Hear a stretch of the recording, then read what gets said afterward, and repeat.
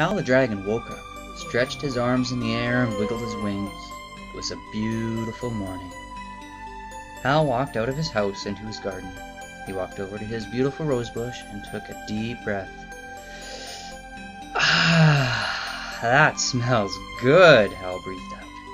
Hey, what just happened? The roses had wilted. Confused, Hal wandered into the woods that surrounded his home.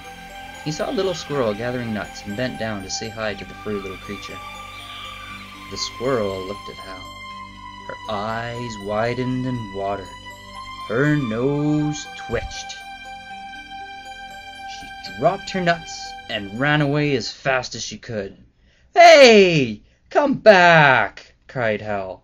"What's wrong? Why are you running away from me?"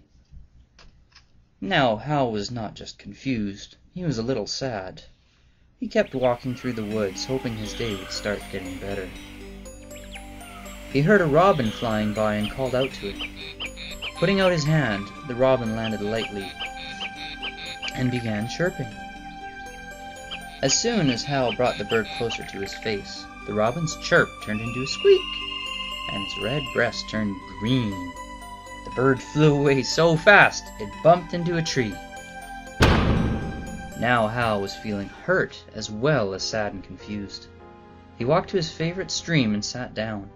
He dangled his feet in the water. He didn't notice the water around his feet turned dark and the fish swim away. He was too busy looking around for something to cheer him up.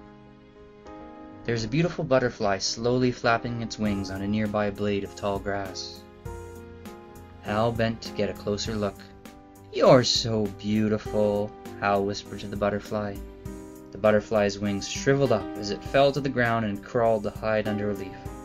"Oh no!" Hal bawled. "What's wrong with me?" "Hey Hal, what up?" came a friendly but stuffed up sounding voice. It was Bobcat holding a tissue. He blew his nose loudly. "I've got a cold." "I think there's something wrong with me," sniffed Hal. A big tear dripped down his cheek, turning brown as it went, leaving a trail. "Every creature I go near looks sick and runs away. Except you. Maybe because you're already sick." Hal opened his mouth wide and let out a big sigh. "Ew!" said Bobcat. "I think I know what the problem is. Achoo!" Bobcat sneezed into his tissue, then looked at it. "That's almost as gross as your mouth," he said. "Hey, I can smell again, but I wish I couldn't." "Why? What is it?" asked Hal. "You stink." "I what?"